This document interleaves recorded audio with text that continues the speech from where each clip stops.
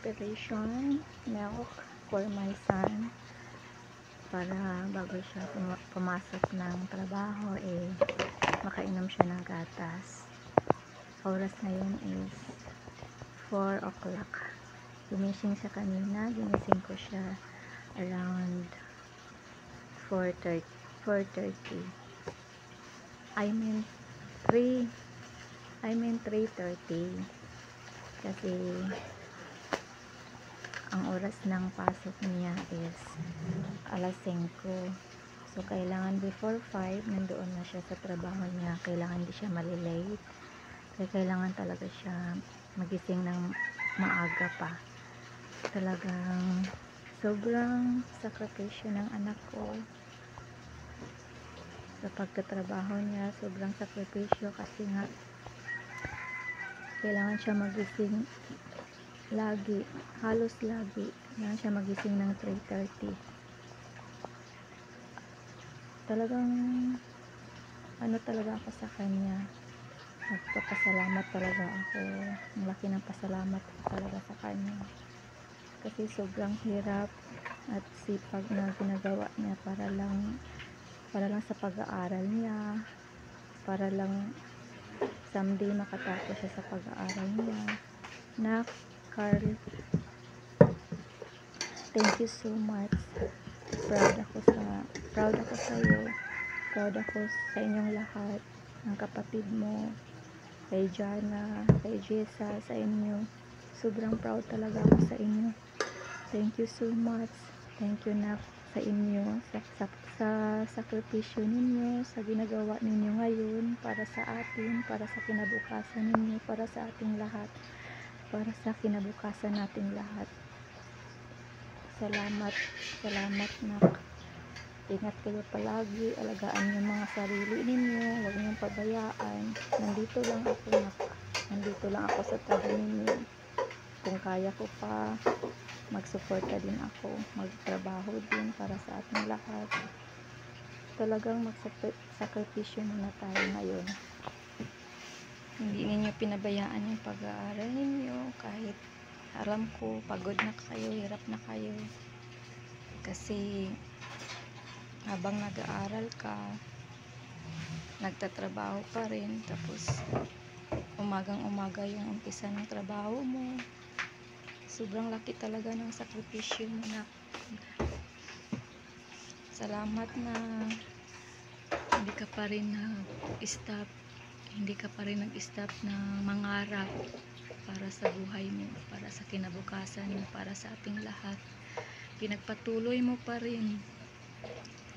2 years pa yung pagtitiis mo kasi second year college ka pa lang. Thank you na Carlo, my love. Thank you so much sa sakripisyo mo na ginagawa mo para to sa ating lahat, para sa kinabukasan nating lahat. Maraming salamat. At sa'yo din Jana, nagsakripisyo ka rin. Bukod sa nag-aaral ka, nag-home service ka rin, mayroon ka rin nag-ano ka rin, ginagawa mo rin lahat. Nag-eyelash extension ka para rin makakuha ka ng income sa sarili mo, para sa pag-aaral mo rin. Proud din ako sa iyo, sa inyong lahat talaga. Ang swerte ko talaga kasi both kayo na nagsisipag para sa sarili ninyo. At sana araw-araw may client ka na Jana. Bukod na kahit ano din, eyelash extension, nagme-makeup artist ka rin, nagre-rebanding, lahat na nasa iyo na yung talent na yan. Thank you Lord. Number 1 talaga tayo na hindi natin kalimutan si God. Okay, magdasal kayo lagi na sana yung ambisyon nyo yan, yung pagsisikap nyo yan sa huli, hindi yan mawawala. Magtagumpay kayo, basta hugot. At alam ko talaga nasa puso at isipan nyo na yan na makatapos kayo. mag-risk go lang talaga. At talagang hindi kayo manghinaan ng loob. Kahit maraming pagsubok, kaya natin tumalagpasan. Magtutulungan tayo na nandyan si Ate Gisa nyo, nandyan si Ate Emily, si Ate Gisa, na nandyan lagi, nagagabay, nagaguide din sa inyo. Tumutulong din siya. Si Ate Ana nyo. Yun, lahat tayo magtutulungan para makatapos kayo sa pag-aaral ninyo, nak. Love you all. I love you so much. Love you so much, nak. Mahal na mahal ko kayong lahat, mga anak ko. Kung may mga kapatid kayo na maliliit, yan, tayong lahat, pamilya natin sa Mindanao, pamilya natin sa Mindanao, dito sa Bautista, lahat tayo magtutulungan. Someday magkakasama-sama tayo. Alam ko yan. Nakahanda na yan. Nandyan si God sa tabi natin. Nakahanda na yan lahat, na tayong lahat magkabuo talaga, magkaisa. Ngayon, babalik sa Mindanao na ako, pero temporary lang ito, kasi someday, ilang taon man, mga 2 years man yan, darating din yung panahon, magkabuo tayong lahat. Temporary lang to. Doon na naman ako sa mga kapatid nyo. Temporary lang to, nak. Alam ko, nakahanda na yun lahat, na makasama tayo in the future. Love you all. Kisses and hugs from your mother. Mahal na mahal ko kayo. Yan talaga yung wish ko, na magkasama tayo. Magkabuo tayo lahat. I love you all.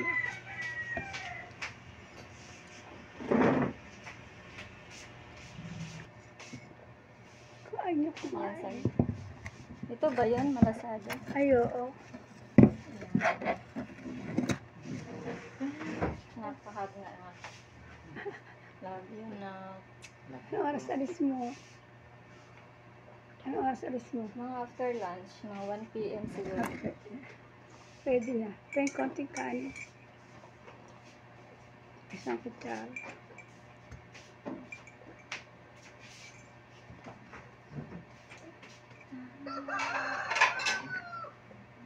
Good morning, Queenie.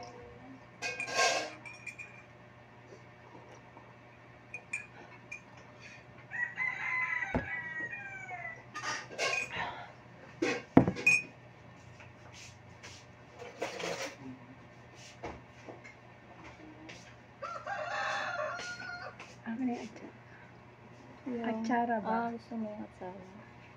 Tama na.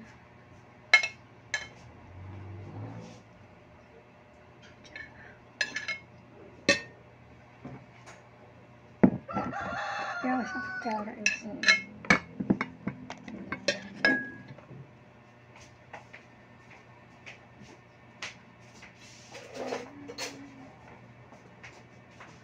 Nak, ingat sa trabaho, na love you.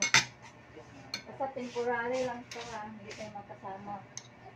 Pero malang araw din, magkabuo tayo. Love ko kayong lahat, mga kapatid niyo. Pamilya tayo. Siyempre, tis-tis mo na ngayon. Thank you din, Ate Mili. Ay, naku, Elsie. Salamat Pasalamat sa bata pa talaga si Carlo. Nalagaan mo Pasalamat siya. at sa dami ng aking sakripisyo. sakripisyo sa mga nilalagaan kong bata. Silang dalawa ni Jess ang talagang nagano sa akin. Ito Maraming naman, salamat talaga, Timil, eh. inamamasin. Nalagaan mo talaga siya ng maayos, ng may respeto. Yan, mabait na bata, matalino pa. Hindi yan talagang sinanay ko sa... Malaki talagang pasasalamat ko. Hindi, tsaka yung mga sila isa, pinangangaralan ko rin yung mga yan, siniluan ko mga yan. Sila rin. Nak, ingat, God bless you, nak. Yung ano mo, sombrero at ano, apron. Nandiyan na sa bag. Yung ba mo sardinas? Nandito naman. Talagay na yung ano yun. Ikaw mo doon sa bangko ko.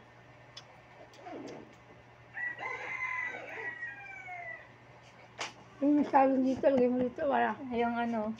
Saging ba? Meron Ah, ba? yung saging. Ang lihinog ba yun eh?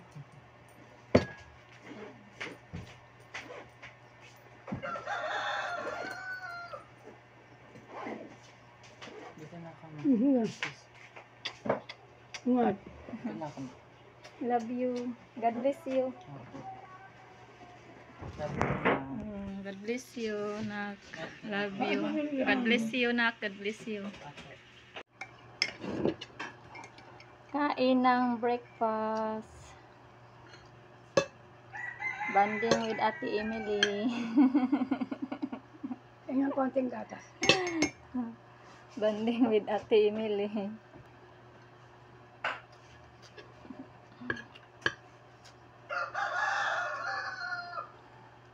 Kain.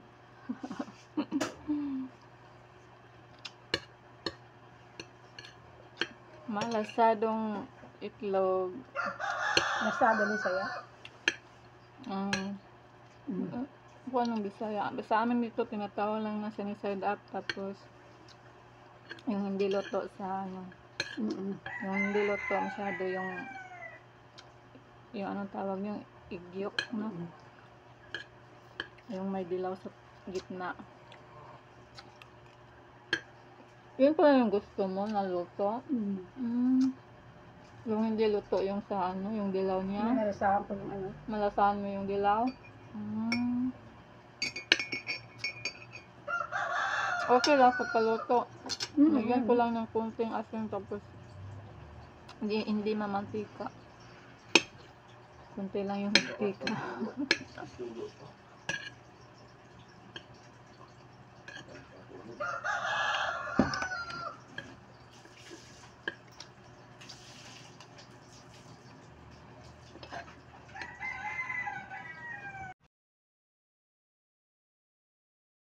Itong pag-asikaso ko ngayon sila September 4 hanggang ngayon October 10, hindi ito sapat na nag-asikaso ako sa inyo, nak. Alam ko talaga ito sapat, kulang lang ito, pero masaya ako kasi sa sandaling iyon napadama ko na mahal ko kayo ni Ate Jisa na nandito ako nakasama niyo kahit saglit lang. Nagpapasalamat din ako sa Panginoon kasi natupad pa rin yung hiling ko, yung kahilingan ko na makasama at malagaan ko kayo kahit sandali lang. Thank you, Lord. I love you all, mga anak ko.